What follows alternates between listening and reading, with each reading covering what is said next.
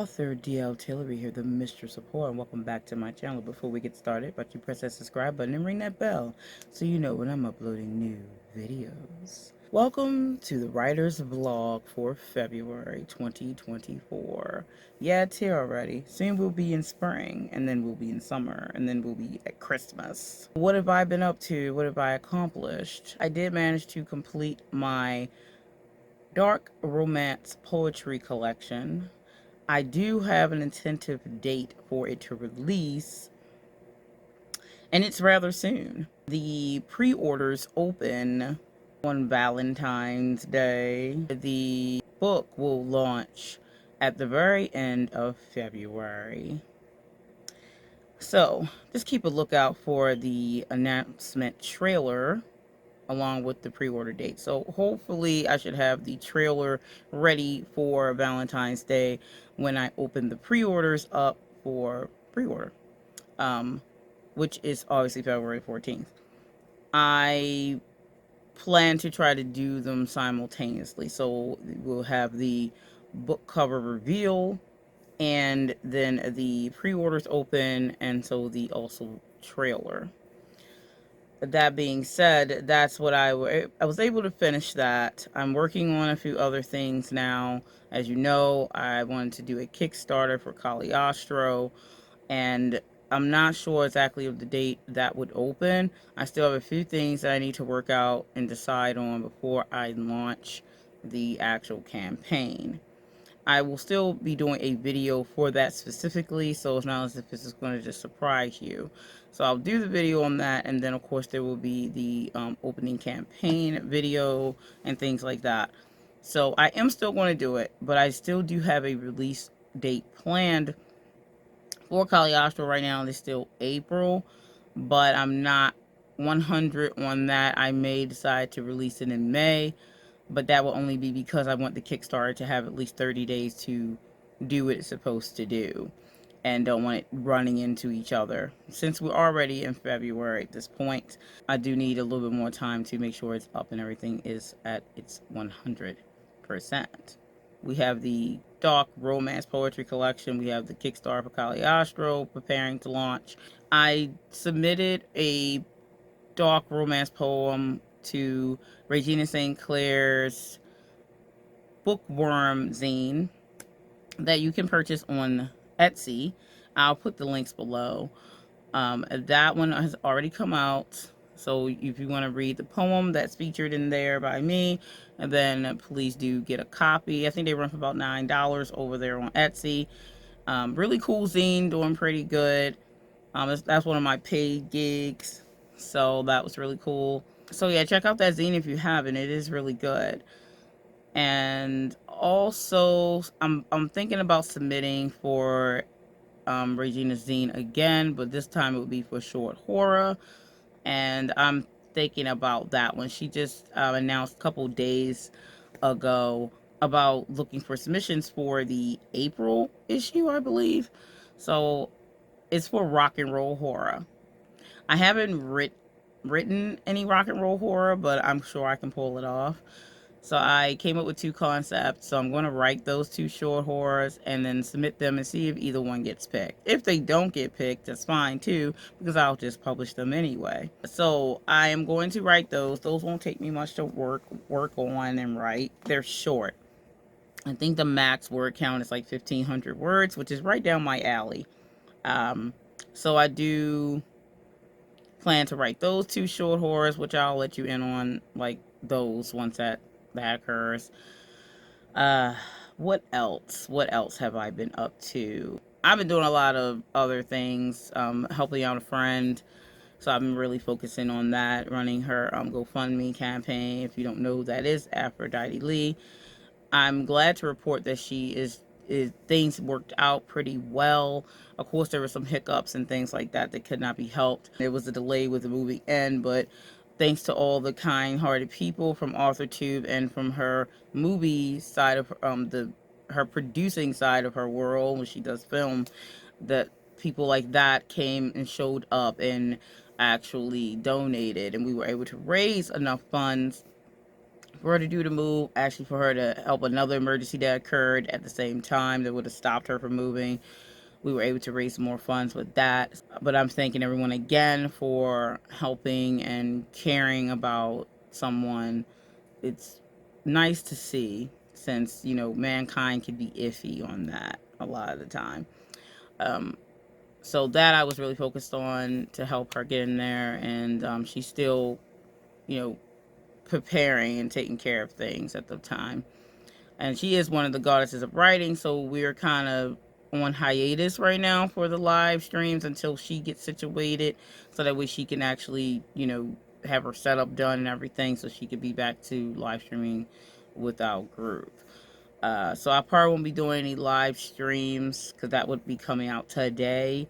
We will be doing that tonight, and she's not ready, and I'm not sure will Dahlia be ready, and Tamara's been going through some things, so it would just be me. And I try to do it as a group because I could just do my any random live streams anytime. So going to wait until everybody's back up and able to stream again before the goddesses of writing returns. So we'll see.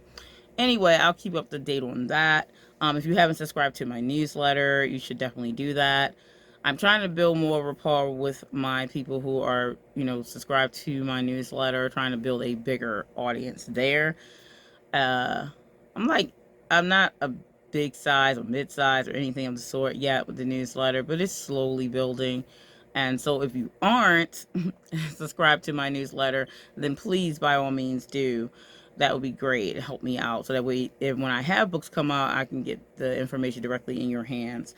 I do quarterly right now, so it's not like you can get a lot to your inbox and overabundance and annoying you. Since it's quarterly, I only release it every 3 months, and it's usually about what I have currently going on. And it's horror based to some degree, so I usually have like a poem that I've written for the month, for that month in there, that I'm giving to you as a gift. And then I usually have like my horror corner where I talk about some kind of monster or creature, and I usually feature an author that I'm currently reading, and talk about what's happening with my current work and books. So if you're not subscribed, do that. What are you waiting for? Also, my Patreon, I do talk about things over there. If you're not a patron, I think they allow you to join as a patron. Like, you can still join free, or $1 at the minimum if you want to support.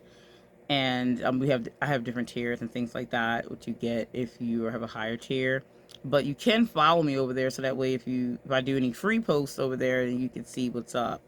And I also have Ko-fi.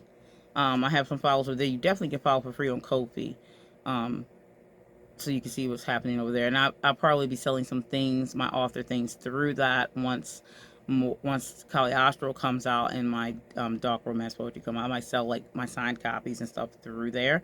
And I'm also going to be thinking about putting up an Etsy for my signed copies, so people can get signed copies when they want to order them, and my other little merchandise before I have the ability to do it over here on YouTube, because you have to get a certain amount of watch hours and stuff before you get that partial type of partnership. I have the subscriber base, but I have to get the watch hours up, and it's really hard for people to have longer attention spans these days.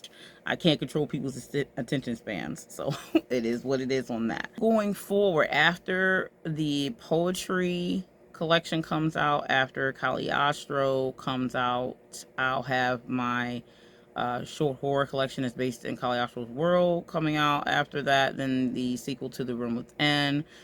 Um, but yeah, I have quite many things in the fire, and that's my main things, which I already talked about. And then my romance stuff, which I think I'll talk more about later once I'm more in the thick of that. I'm not heavily in it yet. I've outlined a lot of stuff, but I haven't written much of those because I really have to focus on the stuff that I'm currently trying to release.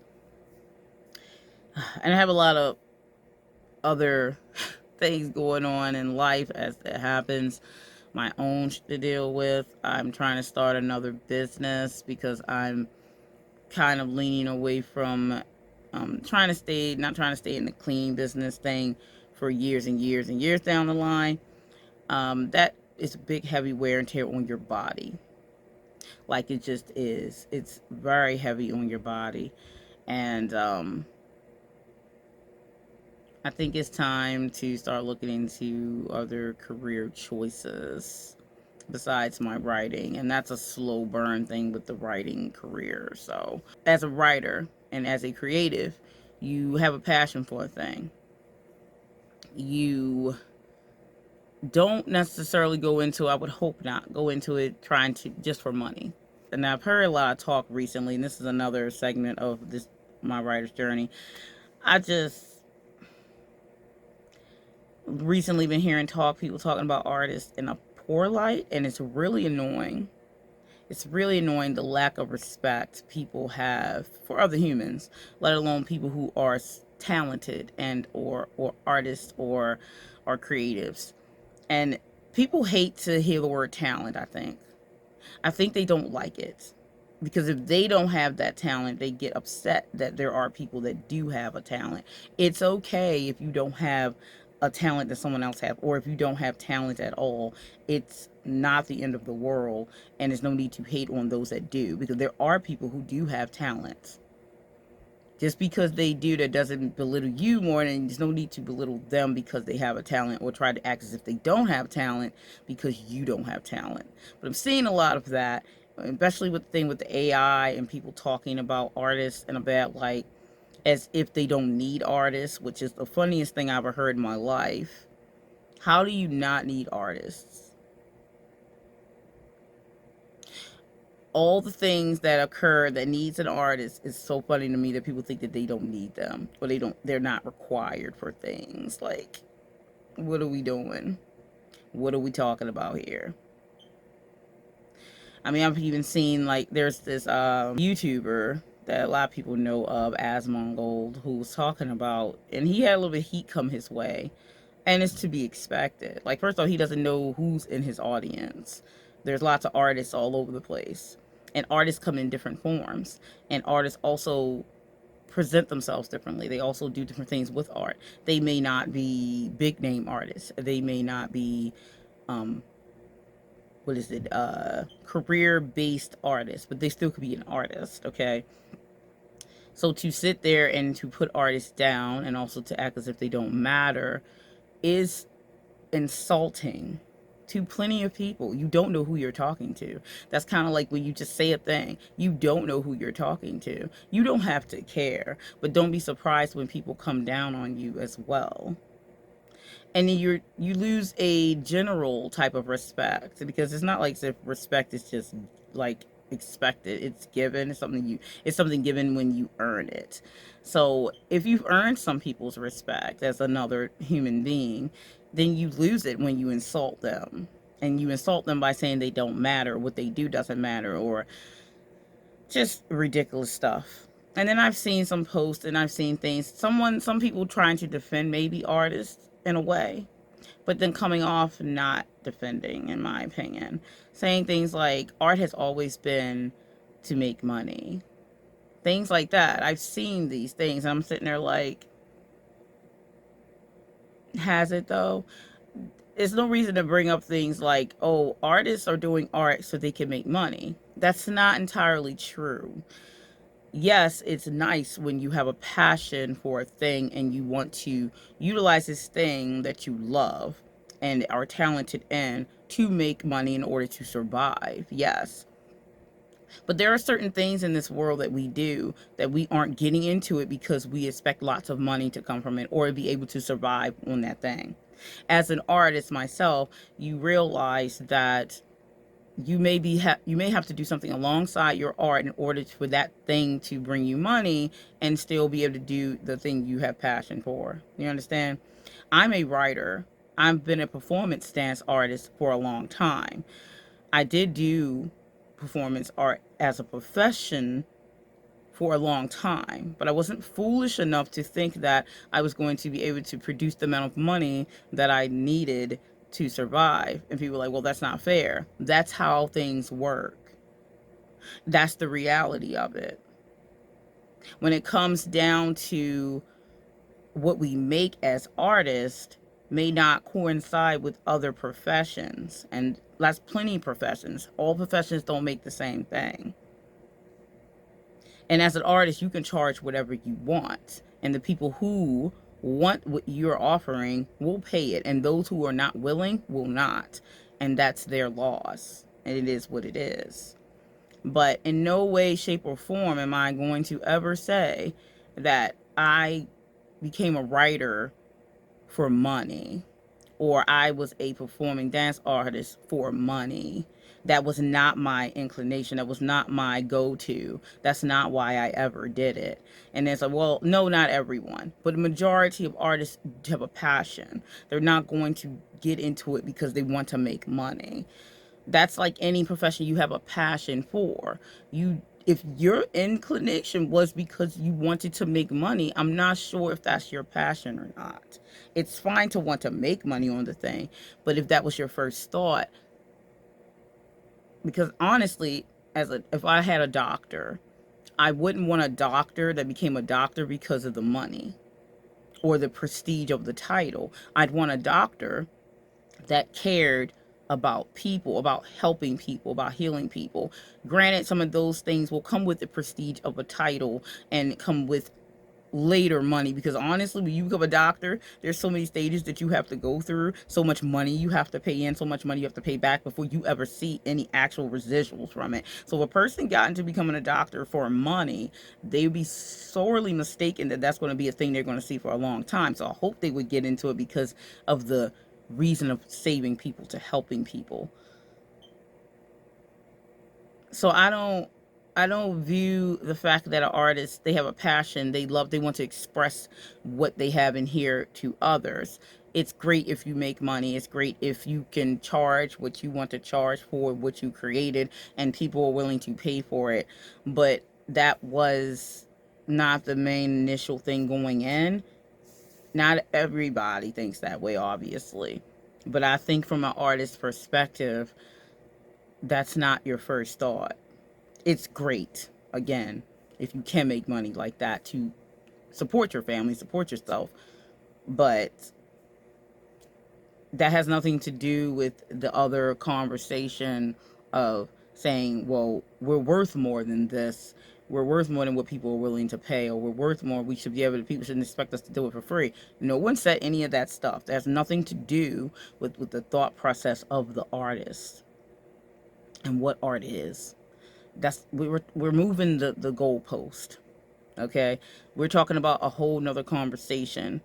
We're talking about from the artist's perspective inside of why they are an artist. Had nothing to do with money. Of course we need money because we're living on this planet and we're in the world and we need things. That has nothing to do why we start to do a thing. And if that was your goal, if that was your, I'm going to do this. I don't know anyone who says that. Like, I'm going to be a visual artist for money. Or someone says, I'm going to be a whatever. Like, I'm going to be a painter for money. Like, I'm going to make lots of money. I don't think that happens too often. Like, because who thinks that? Well, that's not fair. Let's be realistic here. As a people, we do, in my opinion, need art, we need music, we need these things as a culture to stop fighting each other, to stop negativities. This stuff is used for this reason. So to ever say we don't need art, we don't need music, we don't need these things is stupid to say. And then it's stupid to say that these people who have these talents to give and express with the world was going into it for money, or was always done for money. No, you don't know what you're talking about. As artists, we do need money, because if that's our main profession, we do need to make money to survive. But we, as the artists, have to figure out how to do that with our skills. But that's, anyway, this segment went on a little longer, but I had to say something about it because I keep hearing about it, and being an artist, I'm going to say something. But anyway, people are going to think what they want to think. They're going to feel the way they want to feel about a thing, and I'm entitled to feel the way I feel too. So, thanks for listening. It's time for February. I'm still working on the things. Look out for the pre-order and the trailer and cover reveal coming this week on the 14th. Today is the 11th, I believe. So look out for that. I am excited to finally get it out and get all those poems written. So thanks for watching, and I'll see you in the next one. Stay scared.